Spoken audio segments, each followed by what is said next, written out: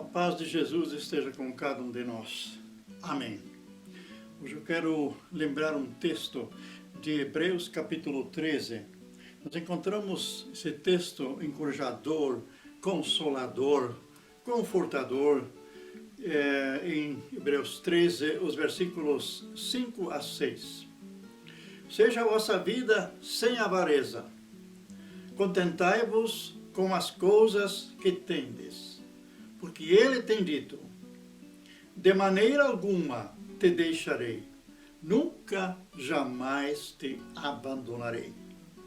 E assim afirmemos confiadamente, o Senhor é o meu auxílio, não temerei, quem me poderá fazer o homem?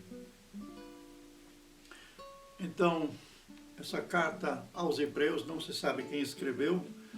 Eles eram cristãos, judeus, os judeus cristãos agora, que viviam na diáspora, espalhados pelo mundo daquela época, pelo Império Romano. Havia até pessoas já na Espanha, havia pessoas na Itália, na Grécia. Por tudo eles tinham se espalhado, porque 70 depois de Cristo o templo foi destruído e começou a perseguição. E os judeus foram espalhados, e agora esse escritor aqui escreve para o seu povo, reafirmando que tudo que eles aprenderam no Velho Testamento cumpriu-se em Jesus.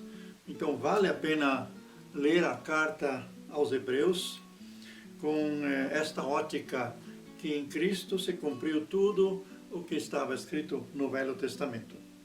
Aqui em capítulo 13, o escritor fala do amor fraternal. Ele fala de haver uma vida de hospedagem, ser de hospitaleiros. Aí ele fala deles receberem, apóstolos que estavam em viagem, e até era dito naquela época, que sempre como tem hoje também, há os falsos que se aproveitam, Então, se ele dá um pernoite para ele, no máximo dá 2 ou 3 pernoite, se ele não tem onde ficar.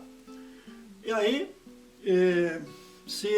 quando ele sair, você dá para ele comida, para chegar até o próximo endereço. Mas se ele pedir dinheiro, é um falso profeta. Se ele começar a falar no Espírito, falar em línguas, não detenha, não critique, deixa fazer, porque não peque contra a obra do Espírito Santo. Mas também há os falsos que imitam aos dons do Espírito Santo, e na realidade, por detrás disso está um espírito destruidor. Então, o Espírito Santo também dá para essa hora o discernimento quem é do Senhor e quem não é. Isso a parte que havia quando eles eram para ser hospitaleiros. Fala também do leito sem mácula, que não eram proibidos, melhor dizendo, eles como cristãos agora, amando-se no casal, com amor, ágape também é um amor erótico, não praticar alguma fornicação dentro do casamento, mas também não adulterando para fora. E também fala de não amontoar tesouros, ser ganancioso, explorar os outros, como está acontecendo hoje, nessa pandemia de Covid-19, que muitos compram nas farmácias os remédios que têm ajudado muita gente para depois vender bem mais caro, e as pessoas que necessitam não conseguirem fazer negócios em cima de produtos que vão ser utilizados para a cura de outros, superfaturados. Então a Bíblia condena isso. A Bíblia diz, contentai-vos com o que tendes. Como podemos então viver num mundo de tanta insegurança para não correr atrás dessas garantias? A Bíblia diz aqui, de maneira alguma te deixarei, nunca jamais te abandonarei. Quer dizer, não somos perfeitos, mas o Senhor cuida de nós.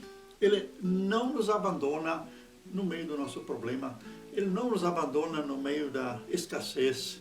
Paulo até disse em Filipenses que ele sabe estar com fome, sabe estar satisfeito, sabe ser rico, sabe ser pobre, porque ele disse que em Cristo ele pode tudo. que me fortalece. Cristo que me fortalece, em Cristo eu posso tudo. Então, o importante é que nós estejamos em Cristo. Como diz aqui, assim afirmemos confiadamente, o Senhor é o meu auxílio, não temerei o que me poderá fazer o homem.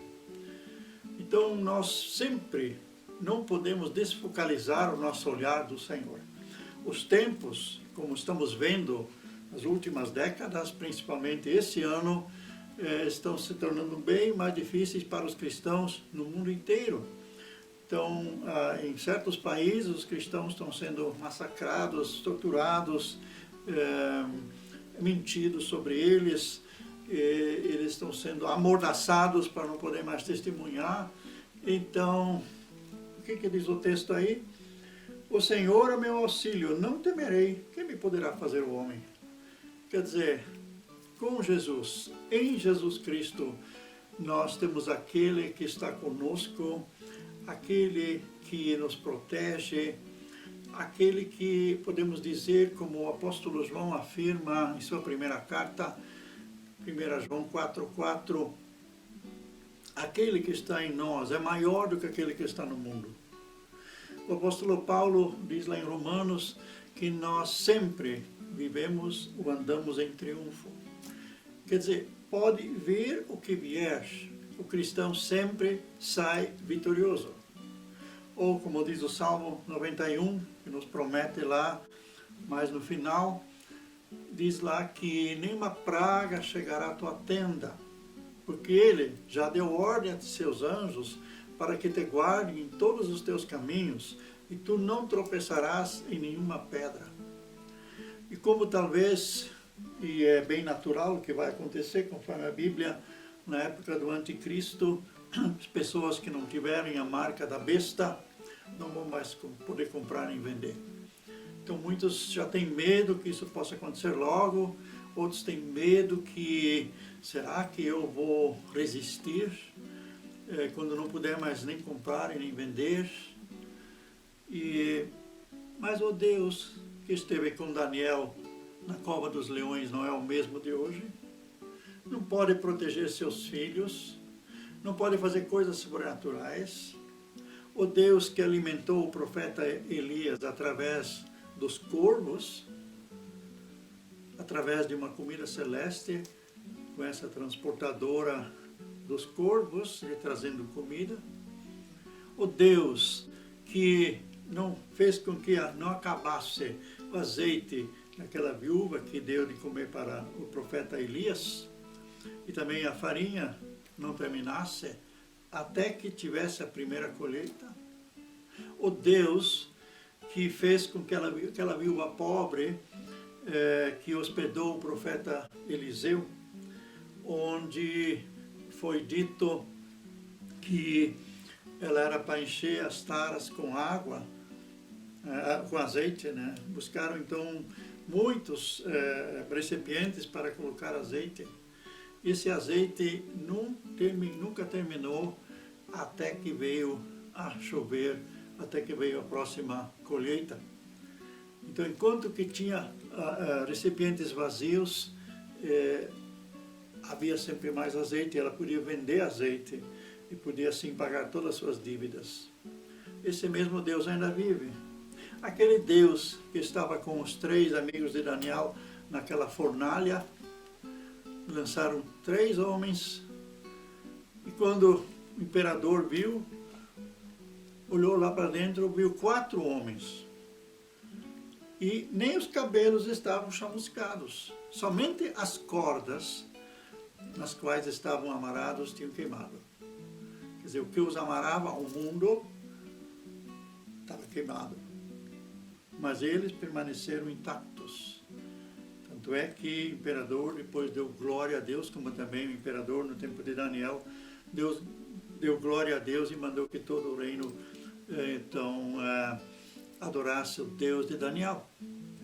Então, chegando mais aos tempos do fim, vamos nos fortalecer com esses testemunhos. De maneira alguma te deixarei, nunca mais te abandonarei. Assim, afirmemos confiadamente, o Senhor é o meu auxílio, não temerei, quem me poderá fazer o homem? ou quem sabe você está enfrentando uma situação difícil familiar, ou também financeira, quem sabe perdeu o emprego, ou quem sabe faliu a tua empresa. Então você está vendo esse lado visível, o lado humano, o lado das coisas, e é desesperador. Muitas pessoas não aguentam, eles acham a única saída ainda o suicídio. Mas você não precisa fazer isso. Você pode dizer em voz alta, mesmo que você não vê nada, mesmo que você não sinta nada, você pode dizer: o Senhor prometeu, de maneira alguma Ele me deixará, nunca jamais me abandonará. E eu posso falar confiadamente: o Senhor é o meu auxílio, não temerei. Quem me poderá fazer o homem? Se o Senhor é o nosso auxílio, então não precisamos temer nada. Podemos apegar no Senhor. E Ele pode fazer o sobrenatural acontecer.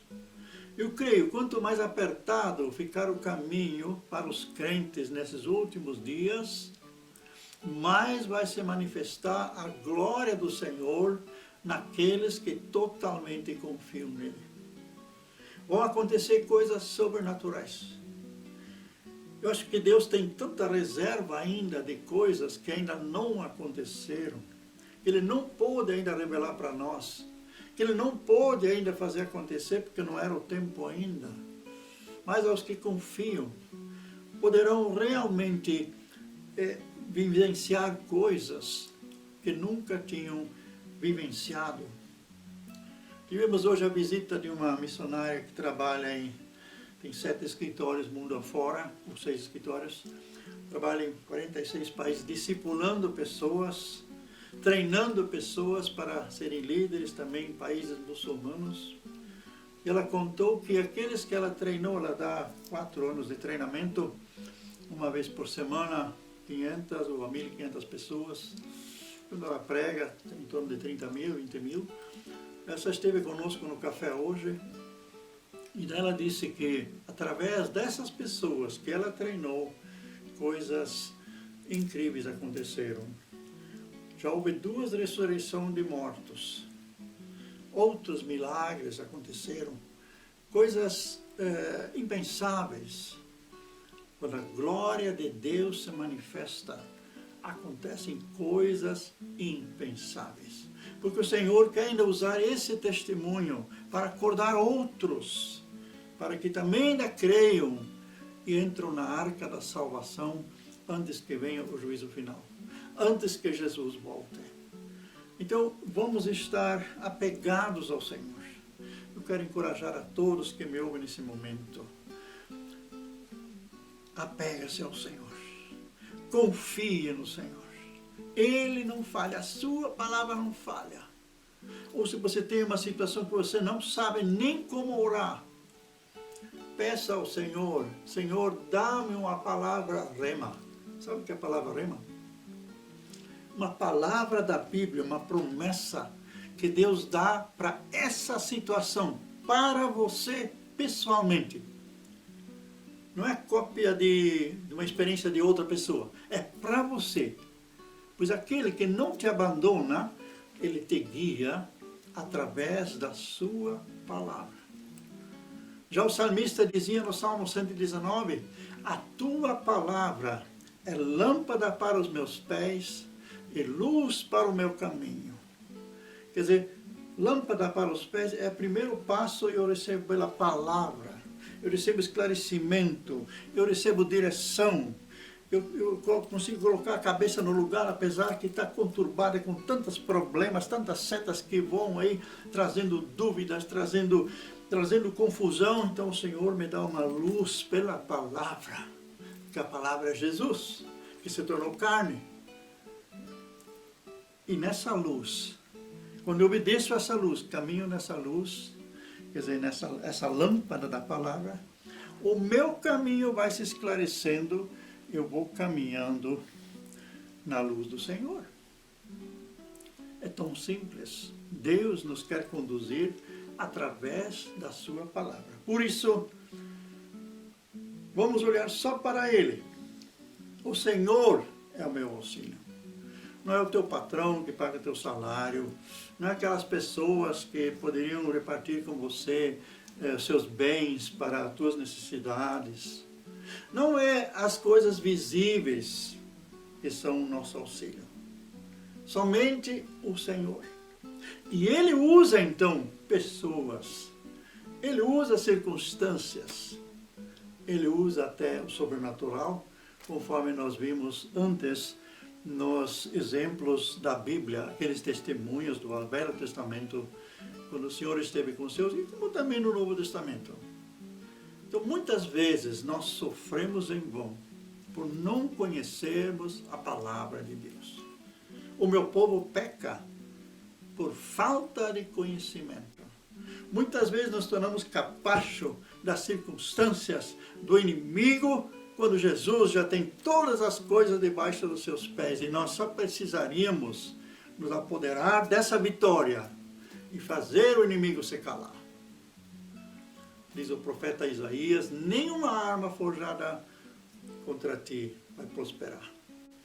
E toda língua que se levantar contra ti em juízo, tu a condenarás. Muitas vezes temos que tomar posição. Muitas vezes temos que calar. Deixar as coisas acontecer, deixar o Senhor agir. Deixar o Senhor fazer justiça, como diz Salmo 37, entrega o teu caminho ao Senhor, confia nele e o mais dele fará. Ele fará sobressair a tua justiça como a luz e o teu direito como o sol ao meio-dia. Não te espantes, não fique bravoso, não fique bravo com aquele que está levando a cabo seus maus desígnios. Isso vai acabar mal. Mas aos seus amados, ele dá enquanto dorme. Ou aos mansos, ele dará a herança.